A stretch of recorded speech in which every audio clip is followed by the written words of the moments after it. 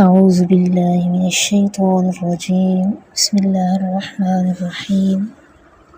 سورہ یاسین ترجمہ و تفسیر کے حوالے سے ہمارا آج کا سبق آیت نمبر 51 اور سورہ یاسین کے چوتھے رکوع سے شروع ہوگا۔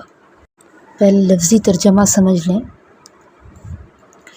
وَنُفِخَ اور پھونکا جائے گا، فِي الصُّورِ سور میں، فَإِذَا هُم پس اس وقت وہ، مِنَ الْأَجْدَاثِ قبروں سے، إِلَىٰ رَبِّهِمْ اپنے رب کی طرف، يَنسِلُونَ دوڑیں گے۔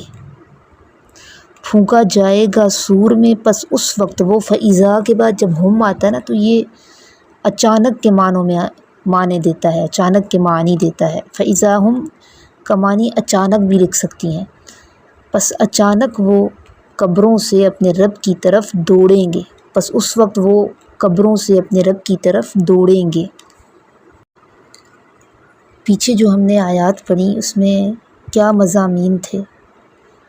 اس سے پہلے اللہ تعالیٰ نے ہمیں یہ سمجھایا تھا کہ انسان کی انفرادی موت اور عالمی موت، جس کو ہم قیامت کہتے ہیں، ان سب کا ایک وقت مقرر ہے۔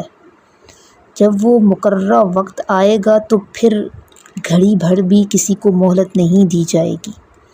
اس وقت پھر کسی کو اتنا وقت بھی نہیں ملتا کہ کوئی شخص وصیت کر سکے، وَلَا إِلَىٰ أَهْلِهِمْ يَرْجِعُونَ اور اپنے گھر والوں کے پاس لوٹ کر کوئی پیغام ہی دے سکے۔ اللہ نے کہہ دیا بس تو پھر بس، مہلت ختم، تو بس انسان بے بس۔ تو اب اس آیت میں، آیت نمبر 51 میں اللہ تعالیٰ وقوع قیامت کے کچھ حالات ہمیں بتا رہے ہیں کہ وقوع قیامت کا عمل ہوگا کیسے۔ وقوع قیامت کا عمل یہ سور پھونکنے سے ہوگا۔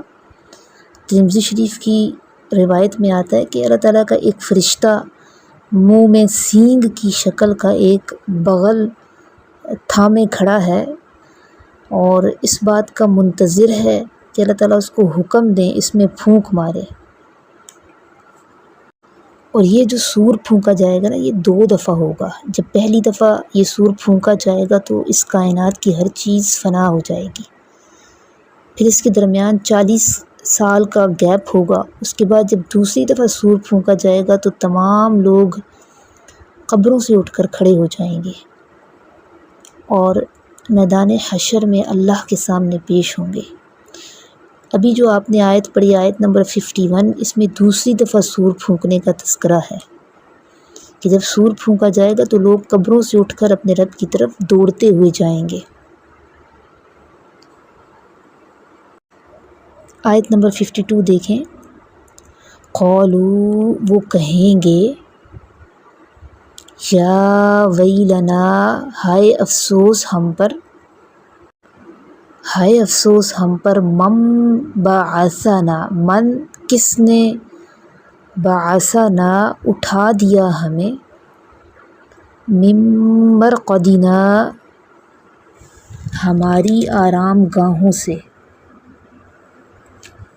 کس نے اٹھا دیا ہمیں ہماری آرام گاہوں سے۔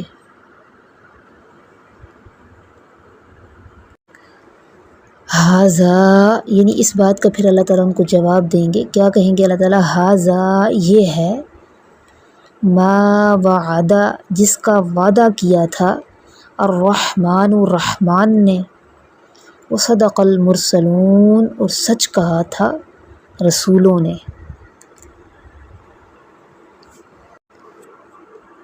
تو جب سور پھونکنے کے بعد لوگ قبروں سے اٹھ کر اللہ کی طرف دوڑتے ہوئے جائیں گے نا، تو اس وقت مخلوق پر پریشانی طاری ہوگی، اور قرآن مجید میں اس کی تفصیلات بھی ہیں۔ سخت دھوپ، اس کی تپش، بھوک پیاس کی شدت ہوگی، لوگ گھبراہٹ کے عالم میں ہوں گے، اور اس گھبراہٹ کے عالم میں کہیں گے ہمیں ہماری خوابگاہوں سے کس نے اٹھا دیا۔ مرقد اصل میں آرام کرنے کی جگہ وہ کہتے ہیں۔ تو جب لوگ اچانک اٹھ کھڑے ہوں گے نا تو اسے اپنے آرام میں خلل تصور کریں گے۔ دیکھیے جو ہماری برزخی زندگی ہے۔ برزخی زندگی کا آپ سب کو پتہ ہی ہے کہ موت کے بعد سے پھر انسان جا کے قبر میں پڑ جاتا ہے اور وہاں پہ اس کو اس کے اعمال کے مطابق جزا یا سزا ملتی رہتی ہے۔ تو اس درمیانی زندگی کو، قبر سے، موت کے بعد سے لے کر حشر کے وقت تک کی زندگی کو برزخی زندگی کہتے ہیں۔ لیکن اس میں جو انسان کو سزا اور جزا ملتی ہے نا، یہ معمولی نوعیت کی ہوتی ہے۔ پھر جب انسان دوبارہ اٹھ کر حشر کی تلخی کو دیکھیں گے تو برزخ کی جو سزا ہوگی اس کو بھول جائیں گے، اس لیے کہیں گے ہمیں ہماری خوابگاہوں سے کس نے جگا دیا، ہم تو آرام سے سوئے ہوئے تھے۔ اس کا جواب پھر اللہ تعالیٰ دیں گے کہ بھئی یہی وہ چیز ہے جس کا اللہ نے وعدہ کیا تھا اور رسولوں نے جس کے بارے میں سچ کہا تھا۔ ان کانت، ان نہیں، کانت ہوگی وہ، نہیں ہوگی وہ، الا مگر، صیحۃ واحدۃ، صیحۃ چیخ، واحدۃ ایک، نہیں ہوگی وہ مگر ایک چیخ، فَإِذَا هُمْ پس اس وقت وہ، جمیع سب کے سب، لدینا ہمارے سامنے، محضرون حاضر کیے جائیں گے۔ وہ ایک ہی آواز ہوگی، ایک ہی چیخ ہوگی، یعنی سور پھونکنے کی دیر ہوگی، لوگ اچانک اللہ کے سامنے حاضر کر دیے جائیں گے۔ دنیا میں تو ہم دیکھتے ہیں بڑے بڑے جرائم کر کے ملزم روپوش ہو جاتے ہیں، مفرور ہو جاتے ہیں، تو ایسی وہاں کوئی بات نہیں ہوگی، وہ مفرور یا روپوش نہیں ہو سکیں گے، بس بھاگم بھاگ اللہ کے سامنے پیش ہونا ہوگا۔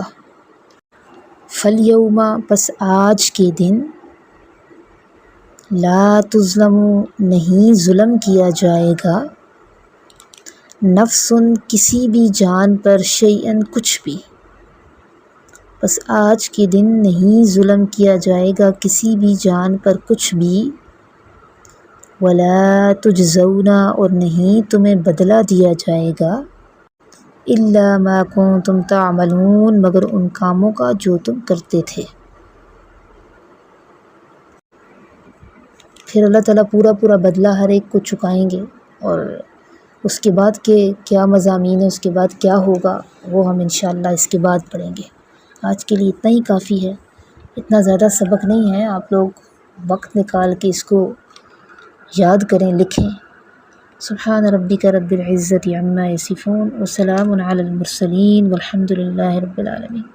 ربنا تقبل منا